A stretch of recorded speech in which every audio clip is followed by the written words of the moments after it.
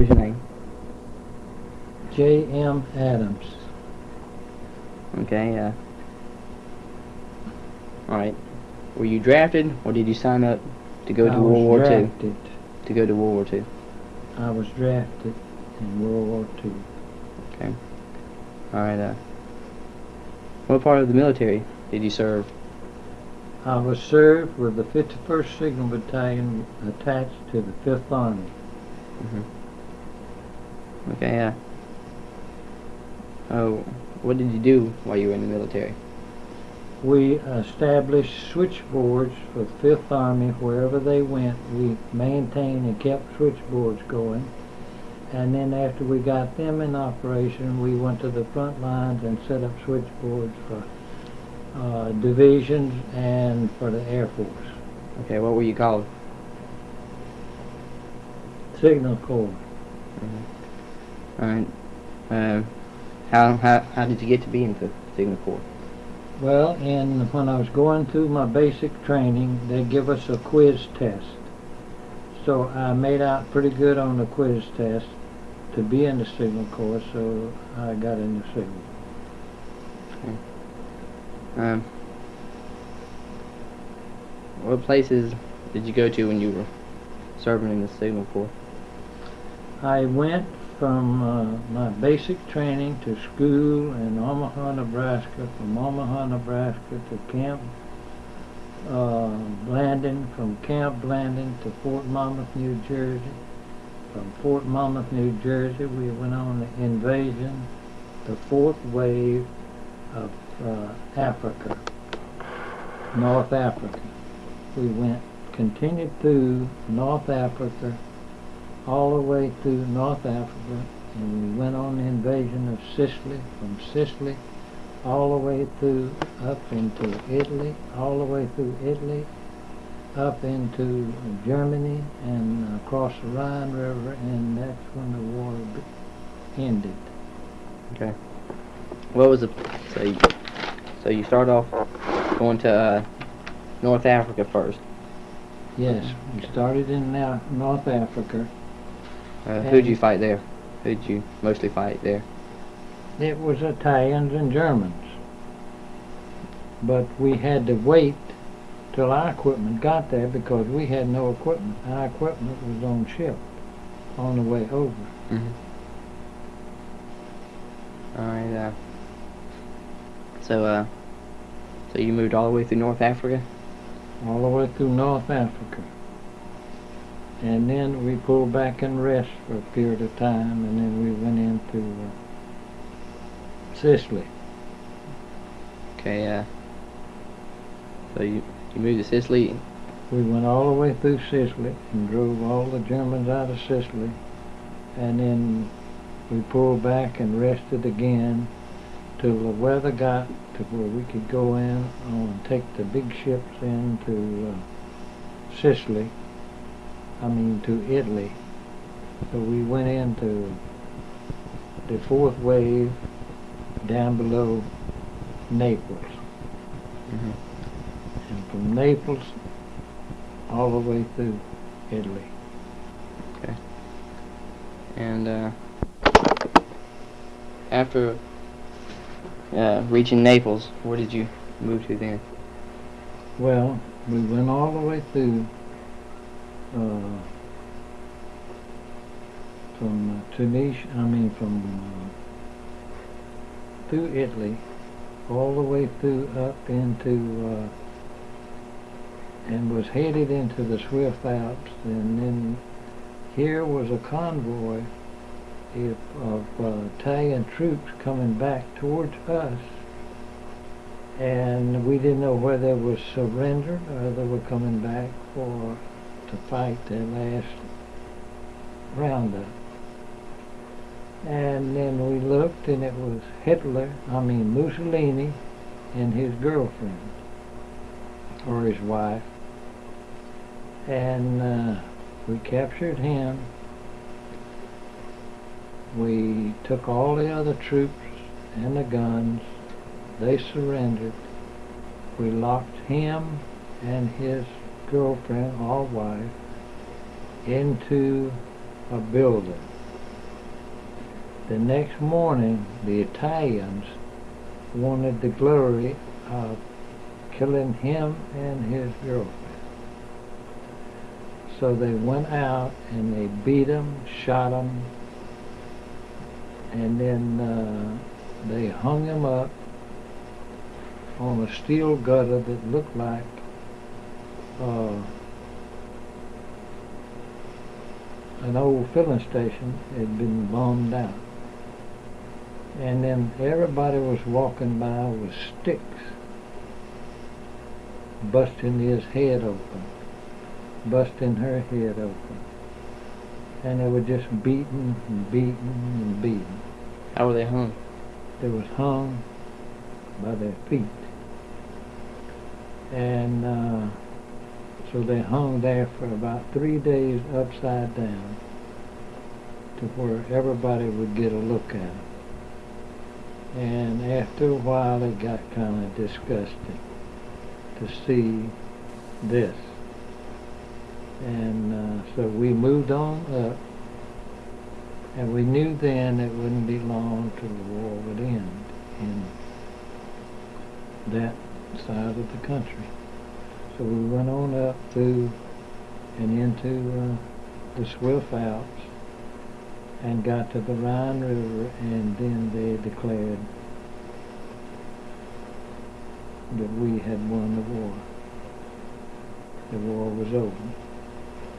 But we either had to stay there, come back down to Naples, stay there, and then all the guys that didn't have points to get out of the service,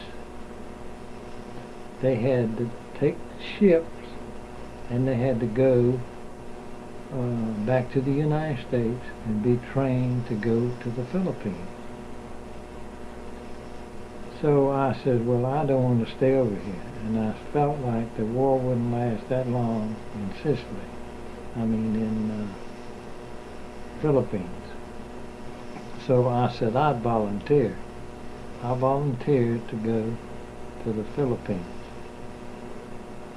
And when we was about 4 days out on the ship, and the war, they had dropped the atomic bomb, and the war had ended. So they had no choice on to bring us back to the United States, on back to the United States. Then all the guys that was left over there, they had to make convoy after convoy and get them back to the United States. But in the meantime, we were already out of the service and had jobs before half of them ever got home. And so that was kind of in our behalf of coming back, and I hope nobody ever has to go through a war like that again. And what was some of the experiences that you went through when you were in the war? Well, in Africa, I was on guard duty. I was on guard duty all night, and then they relieved me early in the morning, and I went to sleep, and I was so tired and wore out that all the troops moved out and I was left alone. When I come to, woke up, I was laying in some woods, not a soldier around, nobody. I didn't know which way they went, where they were headed, and nothing to all about it. You talking about scared. You never know what you're going to run into in Africa, because all those people taught these big machetes. And you're just liable to get your head cut off, because several of them did get their heads cut off. And it's just something that I was scared to death. But I kept walking and hitchhiking. So Captain and his driver came by, and I told him, and he said, we'll go up to the MP station and find out where the convoy went. We went there, and then I got off on the road that they turned on, and then here come another one, a lieutenant and his driver, and I told him, and he says, come on, we'll find them. And he did not leave me till he found my outfit. And he went into the commanding officer and told him what had happened. And the commanding officer was in the procedure wanting to court-martial me because he thought I'd deserted. Who would want to desert in Africa? That's the last place you want to desert, is in Africa. And another one of the things was kind of funny after it was over, but it wasn't funny then. We was in North Sicily, Tunisia, and they had they'd come over, they'd send planes over, and they would take pictures of the soil, and we was right against a mountain, and this mountain was pretty well, would keep the planes from diving right in on you. And then on top of the mountain, the British had gone up and set up anti-aircraft, which was big guns. So they tell us, says, dig your foxhole. By the time we dug our foxhole, and we didn't get a chance to dig the foxhole. We started, but we didn't finish. And then here comes nighttime, here comes all these planes. And then the British opened fire against the planes, and we had no place to go. No place. So the British was opening fire on the planes, and the planes were making dive bombs and coming in. And you'd see a plane hit, you'd see fire come out of it, and then you'd see a parachute open and him drift down into the and then the plane would come towards you or come towards some other troops. And you're talking about running from one tree to another, one tree to another, and then I was standing there, and those shells were going off, but they were shrapnel. And we was all standing there watching the action in the air, and I felt my legs was real warm. So I didn't pay much attention to it, and then I felt something running down in my boots. I looked down at my legs. My legs were just bleeding like a stuck hog. The shrapnel had tore all our legs up, and they were just running down, the blood was just running down our legs and our shoes. But we couldn't do nothing. It was night, no place to go, and everything was scared to move. And then they'd come in with those big planes, and they would cut another thing like a bomb loose, and turn that bomb loose, and it was self-propelled, and it'd come through an area where troops were at, and it'd come through there and making this funny noise, self-propelled, and it would shoot out these little incendiary bombs, and they were coming out of it like, I guess you'd call them firecrackers. They'd come out of the side of that thing, and then they'd come down to the ground, and they'd explode about head high to where it would tear your face off, or what have you. And so it came through, and then the one that came our way didn't make it. It lost power, and it dove in the ground and then blew a hole that you could set 2 houses in it. But some of the other ones went on and went into a field where was cattle, and the next morning we went out there and there was cattle. There was about 30 or 40 head of cattle dead, and there was one bomb laying there. It hadn't gone off, and they had posted MPs around this bomb to where nobody could get close to it. But some of the guys did get up close enough to take pictures of it, and I didn't want to have no part of it. So, that's 2 of the scariest things I ever run into. What did you feel about the war? Did you think it was necessary to go over there? Well, after they bombed Pearl Harbor, we had no choice. Yeah. And Hitler was the cause of it all. He went in and he talked to Mussolini, got Mussolini to agree that he could come on his soil and fight and use his troops, his military, and he just sat back like a dummy and let him do it. And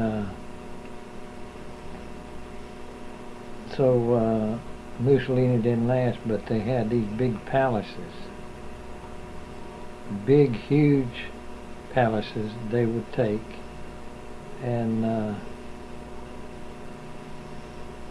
lived in these palaces as they moved along. And then when the Fifth Army come along, the Fifth Army enjoyed them too, because they moved their headquarters in them. And they worked all their headquarters out of old Mussolini's palaces. And so the palaces, well, I don't know what went with them. Some of it was bombed after later on, because when the war ended, the guys with the ammunition was more or less up playing fighter pilots, and there wasn't nothing but kids, 22, 23, 24, 25 years old, flying fighter planes, and they'd fly so many missions and they'd get to come home. And that's what every one of them was trying to do, is get that time in where they could get out of that. But there wasn't too many of them that ever made it, because them eager beavers didn't last long, because the other fighters shot them down. So they bombed the palaces for time they could go back home. They just bombed the palaces because of the way they was treated, and they just wanted to not leave no signs of beautiful buildings or anything. What's on the Mussolini then? Mussolini Yeah, they didn't places. want They didn't want nothing left. no remembrance of him. No remembrance of it. And a lot of Italians didn't like him either. They had to fight because the federal government told them, well, the government told them they had to fight.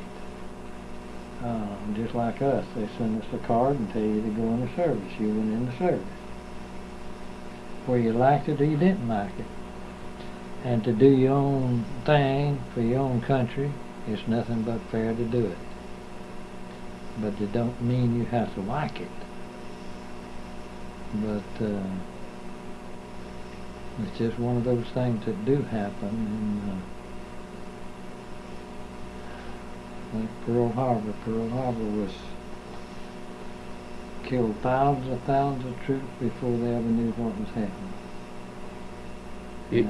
You feel we could have stopped this war before Pearl Harbor? There was the way to stop it before that? Maybe by talking with them, or stopping Hitler before he got so much power? We had tried to talk to him, but we were the last ones to go in the war. See, Russia had went in, and he'd done fought. England had fought. All of them had fought. We was the last ones to go in the war. We didn't even have guns. We didn't have rifles. When we went through basic training, a lot of us used wooden guns. But it didn't take us long till we made up with what we thought was something that had to be done. And we did it. But as you'll see in the pictures that I'll let you take of cemeteries of nothing but troops, of cemeteries full of soldiers. Because back then they didn't have the time or effort to take them back home. And some of them, they wouldn't take them back home. I took some pictures of in a restricted area of where they hauled the troops back in dump truck loads. They take one dog tag, they jerk the dog tag off your neck, they keep one and they stick one in your mouth or drive it between your teeth. And it was just fields and fields of American troops. And they would not let me have the pictures. They took all my film and everything, and they were supposed to be released to me when the war ended. I was supposed to get my pictures back. I never got any of them back. They didn't want the American people to see, and maybe part of it was because there was such a hurry. But I felt like soldiers needed to be treated a little better than the way they were treated after they gave their life for their country. But I guess that's the way war goes. Okay,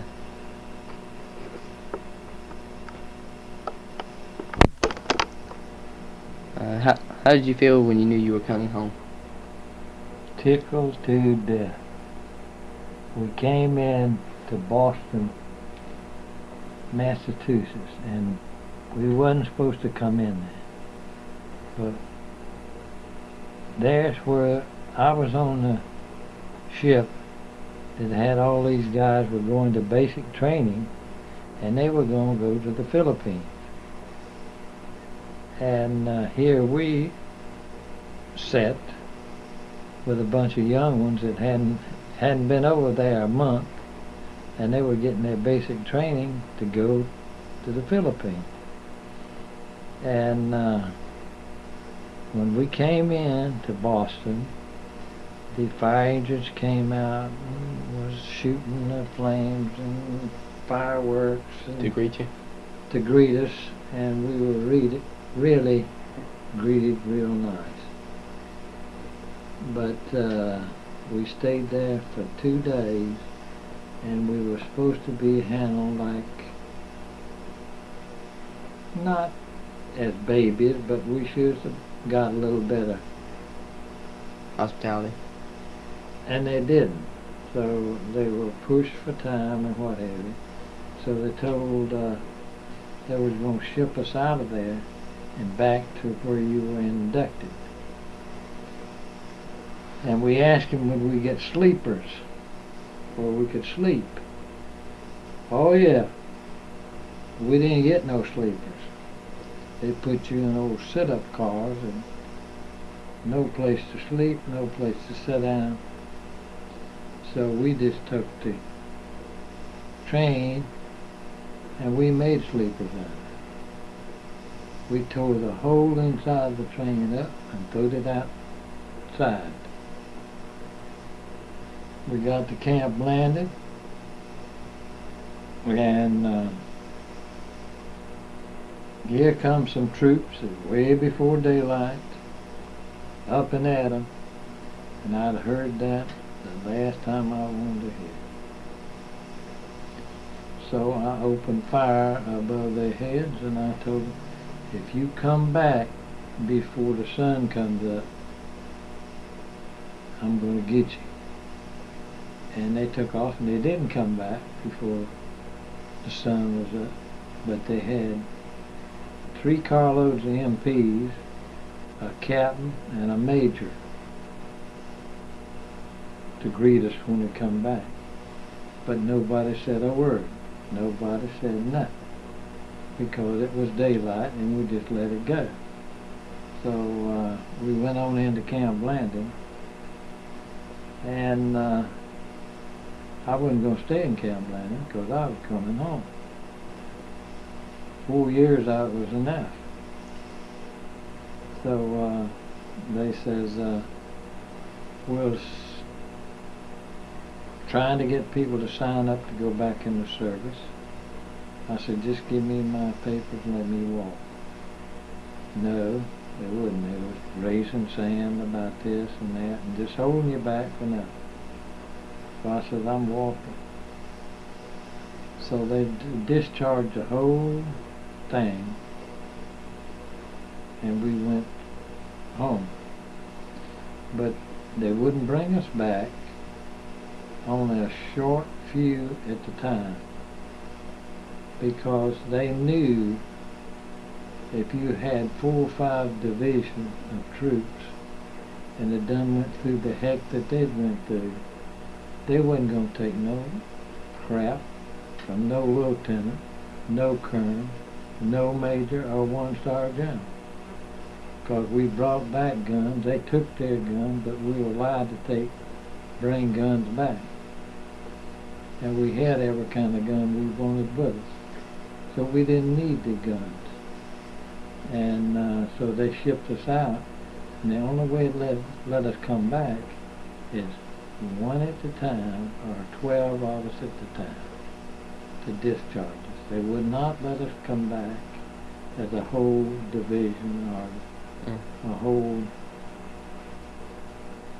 bunch of troops, because they knew it would be trouble. So they wouldn't. They just let it go. Did your family know you were coming home, or did you surprise them? No, they saw it in the paper. It was in the paper of how many ships was coming. And they knew it, but they wasn't able to meet me at Boston. And it wouldn't have done them no good if they had met them at Boston, because they didn't want us to do nothing. They didn't want us to leave the base. They didn't want us to do this. They didn't want us to do that. So they were still trying to more or less make prisoners out of us in our own country. They were just going to make us do what they wanted to do. And some of them was telling you what to do and not do. They had never been in the service. They were in the service, but they had never been overseas. They didn't know what it was like, and nothing to all about. But yet they were trying to tell you, and you spent 4 years over there. Did you have any particular rank? Or it was up and down like a yo-yo. They'd give me the rank, and I'd get in trouble, and they'd take it away. So I didn't care who I had the rank or not, because I'd get in fights, and I'd fight with any of them. I'd fight with an officer, I'd fight with anything. And what was the rank that you were given? Master Sergeant. And when we left school, we were supposed to get a rank, a T5, because we'd went through school and all this. Well, we're going to go through T5. Well, then when we got back, we couldn't get T5 because it was already full of telephone employees. They took and drafted the telephone, and they all come in with a rank. And so that shot us down. So we had, but I did retire from the telephone after 40 years. I went to work for the telephone. So you learned your trade there from the Army? Yeah. learned the trade from the Army, and then I come back and I went to work with the telephone company. I worked 40 years, and retired from the telephone company. And what I learned, a lot of it was from the guys that came in from the telephone company. Okay, that was my grandfather, James Adams.